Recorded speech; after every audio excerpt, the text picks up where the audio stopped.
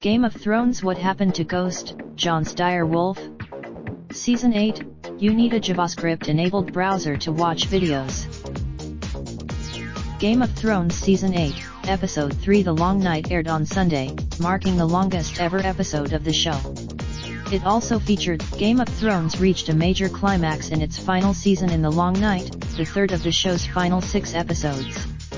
With the army of the, we've been wondering what the deal is with Ghost for quite a while. He last had any Ghost charges into the fight with Daenerys Dothraki Screamers and Jorah Mormont, who lead the battle against the army of the dead.